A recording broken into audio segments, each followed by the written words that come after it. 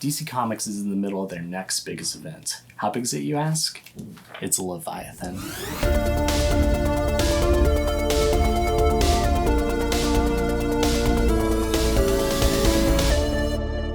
Hey everybody, welcome back to another episode of Graphic Content. I'm your host, Ted Kendrick, and today I want to talk to you about Event Leviathan. It is the next DC crossover event, that's why it's got event in the name. This spun out of Brian Michael Bendis' run on Action Comics. He's been writing this book for almost a year now, writing Superman at the same time. These two runs both spun out of Action Comics number 1000, the big anniversary issue. Brian Michael Bendis got started doing a 6-issue Man of Steel series first, which led off into his two separate runs on Superman and Action Comics. Now, this Leviathan story arc has really been building in the Action Comics side of things. Although the two books are kind of in and out of each other a little bit, they're mostly staying separate. The Superman book is handling big points like Phantom Zone is invading Earth, cosmic stuff, like John Kent goes off on an intergalactic space tour with his granddad Jor-El. That's all going on in Superman, whereas Action Comics is more like Daily Planet, Jimmy Olsen, Lois Lane, like a lot more grounded on Earth type of stories. And Leviathan itself is a mystery suspense thriller. This is like DC's sort of James Bond type story where we have all these black ops organizations like Cadmus, Argus, Checkmate, the DEO. They're all being infiltrated and taken down by Leviathan. If you know your comic books, you might remember Leviathan from Batman Incorporated by Grant Morrison. This was the organization that was being spearheaded by Talia al Ghul and serving her interests across the globe. In Batman Incorporated, they do stop Talia with the help of Spiral, but we now learn that Leviathan was kind of taken over despite Talia's opposition and snatched out from under her feet, essentially. So we've got this guy who is on the cover of the issue. He's wearing this red mask, and we're not sure who he is, but we know he's the new leader of Leviathan. He's been going around enacting his plans. And in this first issue of Event Leviathan, he ends up taking down Argus. They have this huge sort of like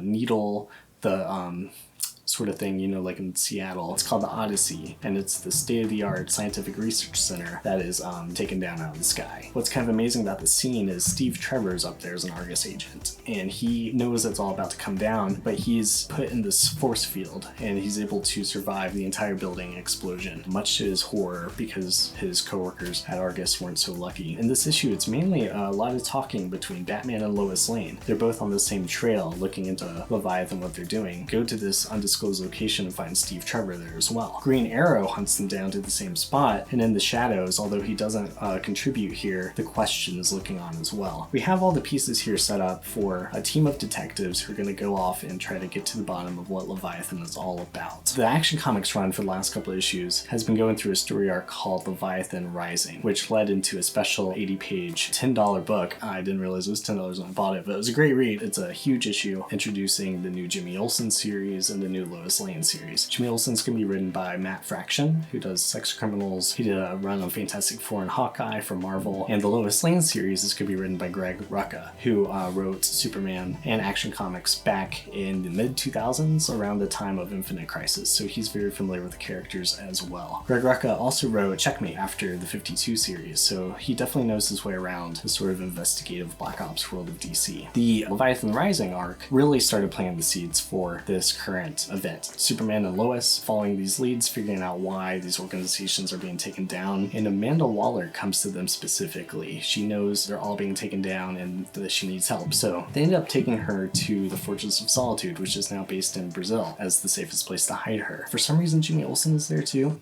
Don't remember why, but he's pretty convinced that Waller is Leviathan. We learn that Leviathan has this face-changing technology. It's the same sort of masks that we saw established by Scott Snyder in the New 52 Batman run. It's used a little bit during Court of Owls. Amanda Waller obviously knows Clark's secret. She ends up escaping and going on foot from there. We haven't caught up with her yet, so we're not sure exactly what she's up to. Kate Spencer's Manhunter is another character who's reestablished during the story arc, and I'm personally really excited for that. I was a huge fan of the original Manhunter series by Mark Andrew, and this was a big pull of why I felt the need to go catch up on my Bendis Superman comics so I could be informed for this Leviathan series. Kate Spencer's an incredible character. She's a lawyer by day based in Gotham City, and then the criminals who slip out of the courtroom, she'll go hunt them down and take them down at nighttime. Had an incredible run during the Infinite Crisis era. Her story arc tied into Wonder Woman snapping the neck of Maxwell Lord back when he was the leader of Checkmate. So Kate Spencer has weaved in and out of the greater DC universe for a while. She's even related to the Phantom Lady and therefore the Knight family of the Starman. Kate's going to be a great character to have interacting here with the Question and Green Arrow, Batman and Lois Lane, and Amanda Waller, I assume, as they find a way to take down Leviathan. The story arc was also teased in 2 specials. DC Nation number 0 set up Bendis's Action Comics run from the beginning, Robinson Good. She's revealed in the first story arc to be a new villain called the Red Mist. She's essentially a hitman, but she also works at the Daily Planet as an investigator when she's not being a villain. We're not 100% sure exactly how Robinson Good ties into Leviathan yet, but she's definitely a part of it. In her supervillain form, she is the Red Mist, and we see that the new Leviathan is red as well. The next special issue to pick up on these threads was the Year of the Villain special. That talked about Lex Luthor and the whole Year of the Villain thing that spawned out the Justice League book. But there was a little bit going on as well to tease Event Leviathan. We have a segment with Green Arrow and Batgirl, and they're in the middle fighting Leviathan. It's pretty cool to see the 2 of them team up together. But by the end of the issue, it reveals another element of the mystery where Damian Wayne is trying to convince everyone that the new Leviathan is not Jason Todd, Red Hood. I don't know why we would have thought he was. Leviathan has a red mask and a red hood. But beyond that, we really don't have any reason to suspect that Jason Todd is the new Leviathan. He's got his own series right now called Red Hood Outlaw, written by Scott Lobdell. I don't know, it feels like a weird,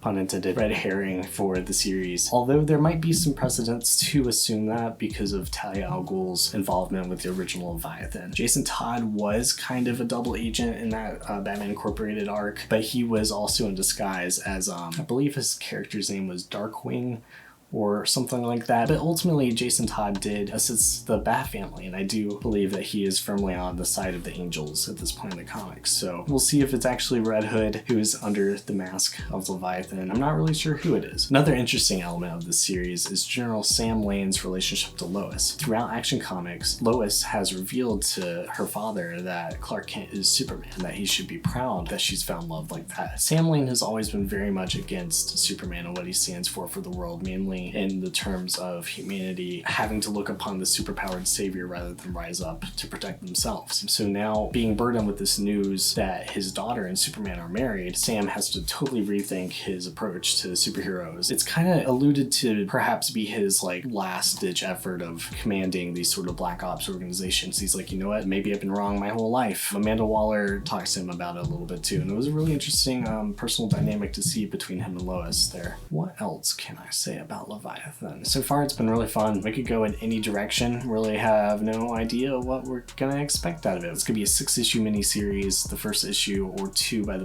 this point are probably already out. I'm not 100% sure if Action Comics is gonna continue to kind of merge in and out of the Leviathan series. I would expect it to, but Leviathan's probably something you can read on your own as well without having to keep up with Action. Then the new series that are spinning off, the Jimmy Olsen one and Lois Lane, both had excellent previews in that 80-page Leviathan Rising special. Jimmy Olsen in particular was a lot of fun, and we've seen some other really entertaining moments in the Action Comics run. One in particular that stood out for me in Action Comics was when he goes on a date with a Cobra follower. She takes him to a secret cult meeting, and he very quickly realizes, like, ooh, this is Cobra. No, this isn't gonna work out, and they try to kill Jimmy Olsen on his way out. It's pretty hilarious. And then in the Matt Fraction teaser, he wakes up in Gorilla City in the honeymoon suite there in some hotel with a woman, and she's like a cat burglar type who ends up fleeing the hotel room and going off to commit some crime. But she's left a cat in the hotel for Jimmy Olsen to take care of, and it's locked in the bathroom. When he opens the bathroom, he realizes it's a blue cat and it's vomiting blood everywhere, which means it's Dexstar of the Red Lanterns. So Jimmy Olsen and Dexstar are having adventures together in the new series by Matt Fraction. Should be a really fun one to check out. Probably do another graphic content on that once I've had a chance to read it. That's Event Leviathan. Maybe I'll talk about more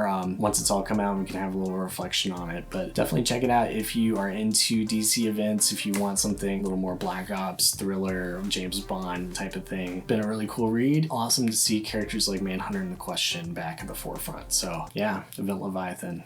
good stuff. It's probably not Jason Todd, because it's always Jason Todd. This has been Graphic Content. Thanks again for checking it out. If you've enjoyed this video, check out some of the other videos we have up on the Watchtower Database. We've got The Vanishing Point, hosted by Maddie Washburn, Sunday videos, which are usually narrated by James Strecker. I'm on a podcast with James called 12 Level Intellects, and I write the Legacies of the DCAU webcomic, which is free. Go to legacieSDCAU.com to check that out, and consider supporting us on Patreon as well. We're at patreon.com/DCAU Watchtower. Just throw us your coffee money. Just gonna help us make more videos like this. We appreciate all the support, and thanks again for watching. I will see you again in 2 weeks. Bye.